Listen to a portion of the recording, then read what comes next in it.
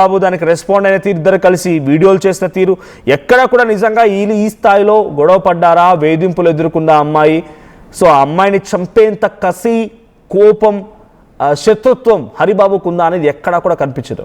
ఇప్పుడు కుటుంబం కూడా ఏం చెప్తుందనంటే, ఆయన నటించాడు మా దగ్గర, అంతా నటిస్తూనే ఉన్నాడు, సో డబ్బుల కోసం ఆశపడ్డాడు, వేరే ఒక అమ్మాయిని అలవాటు చేసుకున్నాడు, వేరే ఒక అమ్మాయితో వివాహితర సంబంధం ఉంది, లేకపోతే వేరే ఒక అమ్మాయితో ఇప్పుడు రిలేషన్షిప్ స్టార్ట్ చేయగానే నా కూతుర్ని హతమార్చాడని చెప్పి ఆ కుటుంబం ఆరోపిస్తోంది.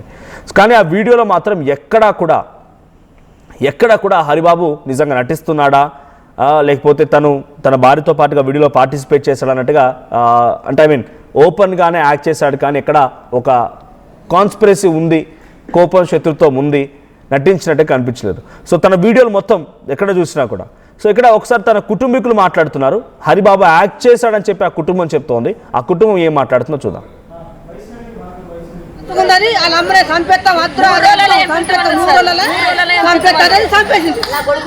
శిక్ష పడలే మీ వల్ల కాకపోతే పూరి మేము చంపేస్తాం. వాళ్ళ అమ్మ రోడ్ల సుకుందని వాళ్ళ అమ్మనే చంపేస్తాం. చంపేసింది. ఆయనకి శిక్ష పడలే మీ వల్ల కాకపోతే పూరి మేము చంపేస్తాం. ఇంట్లో గొడవ ఏమైందో మనకు తెలియదు. తెల్లారులేదు చూస్తారికి ఆ రెండు కోసి పారేసి పోయింది.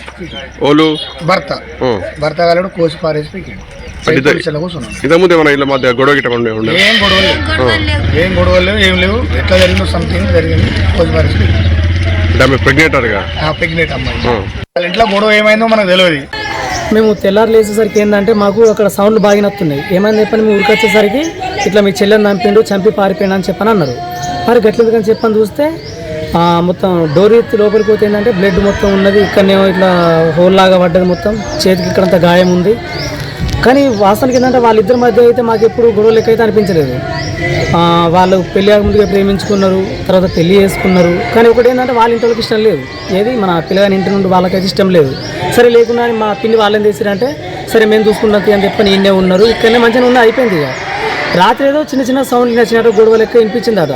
ఇక్కడ ఎంత కొట్టినా డోర్ తీయలేదు. సరే లేదు గట్నే ఉంటారు కావచ్చు అని చెప్పని చక్కగా ఉన్నారట. తెల్లారు లేసరికి ఇట్లా జరిగింది. ఇంకా మంచిగా లేచి మొహం కడుకుంటే నన్ను అంటారు వాళ్ళైతే. వాళ్ళకు పెళ్ళి అయితే సంవత్సరం అవుతుంది. ఇప్పుడు మా చెల్లి ఏంటంటే ప్రెగ్నెంట్. ఇప్పుడు ప్రెగ్నెంట్ ఉన్న టైంలో కూడా జాలి దయాకరణ ఇవి లేకుండా ఇప్పుడు 2 పానాలు తీసిండు. లోపల నా పాపని ఇప్పుడు మా చెల్లి ఇద్దరిని చంపిండు. ఫస్ట్ ఏమో ఆయన మంచిగా ఉండే నల్లి లేకుండుకుంటా నమ్మించి దెబ్బ తీసిపోయింది. ఇప్పుడు రాత్రికి రాత్రే ఎంత నమ్మించినా అంత నమ్మించిండు. అదే వాళ్ళ ఇంటి వాళ్ళకైతే అస్సలు ఇష్టం లేదు. ఆ పిల్లాడు ఏం చేసాడు, నాకు ఈమెనే కావాలని సూసైడ్ చేసుకొని చేసి అట్లా వేసి మొత్తానికి అయితే వీళ్ళు జాలిపడి ఆ పిల్లలు ఎక్కడ చచ్చిపోతారని వీళ్ళు జాలిపడి తీసుకొచ్చుకొని ఇంట్లో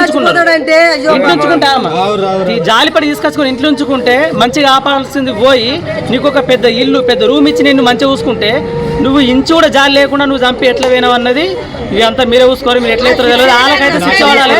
ప్రెగ్నెంట్ ఉన్న అమ్మాయిని చంపిండు వాటికి ఖచ్చితంగా మీ రియాక్షన్ గ్యారెంటీ. ఫోన్ చేసిందంట, ఫోన్ చేసి 3 రోజులని గ్యారెంటీ పోతాను వాటికి ఇచ్చిందట. నన్ను ఏం చంపుతుంది, నేను ఆడిపోతే కదా నన్ను చంపుతుంది, గిరికొచ్చి ఎందుకు చంపుతుంది, నేనైతే ఆడిపోతలేను కదా అని ధైర్యంతో మేము అట్లనే ఉన్నాం.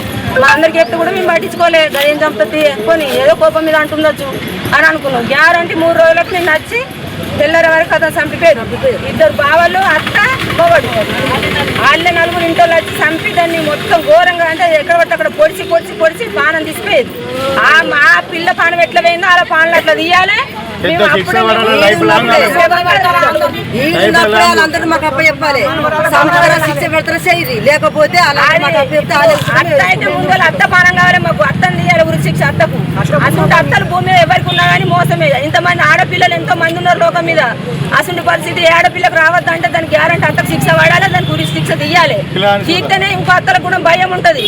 ఇవాళ మనం పిల్లని అనుకుంటే పెంచుకుంటే ఒకళ్ళ ఇంటికి ఎత్తిమి బిడ్డ లెక్క చూసుకోవాలి. కానీ చంపే అత్త అవుతుందా?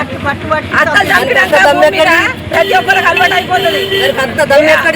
ఏ అత్త కూడా బాగా భయం పట్టాలంటే దాన్ని చంపాలి, మా కళ్ళ ముట్టని ఉరి తీయాలి. అప్పుడే మేము ఇళ్ళకి వెళ్ళి పిల్లని తీస్తామన్నది. రైట్. సో ఇది ఆ కుటుంబం ఆరోపిస్తోంది.